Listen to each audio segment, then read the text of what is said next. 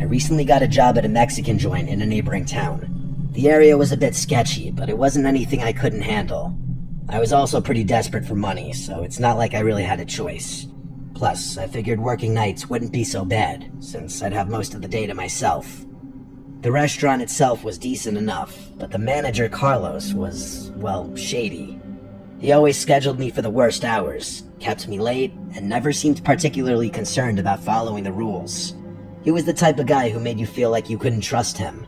But like I said, I didn't have much of a choice. I needed the job. One night, while closing up, I started hearing these weird noises. I was mopping the tiled floor in the kitchen when I first heard it. As I was mopping, I picked up on these two muffled sounds that sounded like soft thuds and scraping. They were coming from below the floor. It was faint at first, but I knew I wasn't imagining it. The thudding and scraping would alternate, but I was positive that there were two distinct sounds I was hearing. I listened for a while, and the noises continued for a minute before stopping completely. It startled me, but I brushed it off as something small, maybe an animal outside or the pipe settling. But it kept happening. The noise would start up when the place got quiet, just as I was finishing up my cleaning. After a few nights of this, I told Carlos about it. He shrugged it off immediately and told me it was nothing and to stop worrying. He went as far as to say the restaurant didn't even have a basement. That's when I got a little suspicious. I knew he was lying because I had literally seen the window wells around the back of the building. I wanted to tell him that, but held my tongue. I figured I'd give it another day. Maybe the noises would stop on their own. Of course, the noises continued. I complained to him the next day and told him that the place must have a basement since there were literally windows below the ground. That's when he gave me this strange look and insisted that there was no basement. He told me that the previous owners of the building had sealed it years ago, and no one can get in or out.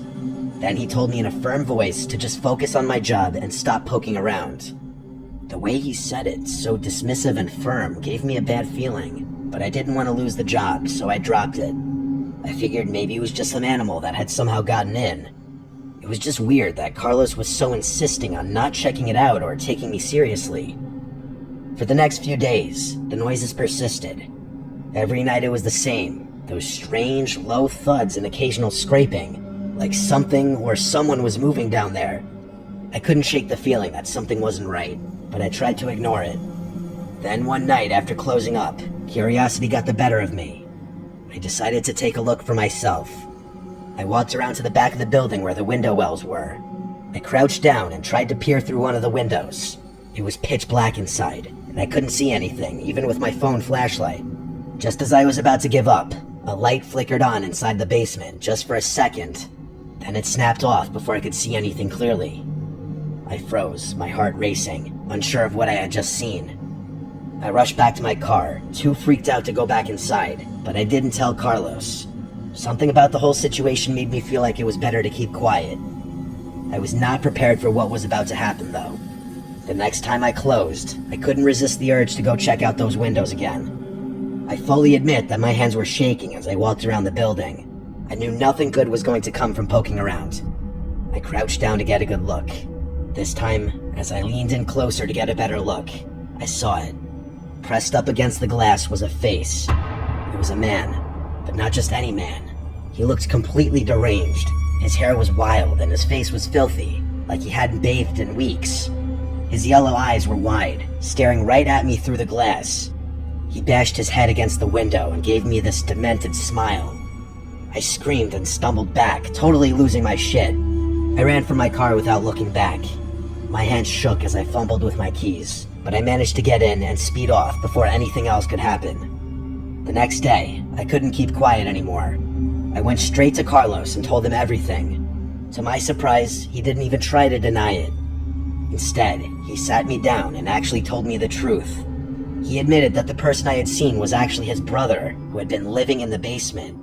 He said his brother was mentally ill, dangerous even, and Carlos had been hiding him down there to keep him out of trouble. The basement had been sealed off to the public years ago, but Carlos had found a way to let his brother live down there, away from prying eyes. He urged me not to say anything, and said he'd appreciate it if I forgot this whole thing ever happened. I didn't know what to say. I wanted to quit right then and there, but I couldn't.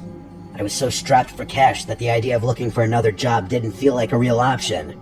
so I stuck around, convincing myself it would be fine as long as I stayed away from the basement. I tried to keep my head down and avoid Carlos, but the whole thing left me on edge.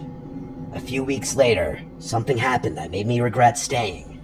It was late, and I had just finished closing up. As I walked to my car, I noticed something or someone lurking in the tree line next to the parking lot. It was just a figure, but I knew in my gut it was a person. I had a feeling I knew who it was.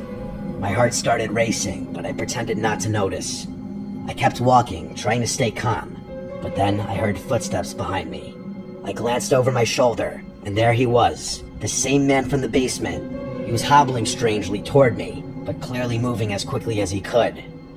I scrambled for my keys and managed to unlock the door and throw myself inside just as he reached the door. He slammed his face against the window, smearing it with dirt and sweat, and started pounding on the glass. I screamed, but I couldn't think straight. All I knew was I had to get out of there. I sped off as fast as I could. I'm not sure how I made it home that night without crashing. I've never been more scared in my entire life. I still thank God that he had some kind of limp, otherwise he would have definitely caught me. That was my last night working at the restaurant. I called the police from the safety of my apartment, but I never went back. I didn't want to know what happened next, whether they found the man or if Carlos got in trouble for what he'd done. I just couldn't be involved anymore. Even now, though, I can't shake the feeling that Carlos might come looking for me one day. I don't know if he'd go to great lengths to do something like that, but it's a thought that sits in the back of my head. I never found out what happened to the restaurant, Carlos, or his brother, and honestly, I don't think I want to. Maybe I'll take a drive by that restaurant sometime in the future, but for now, I want to stay as far away from that place and those people as possible.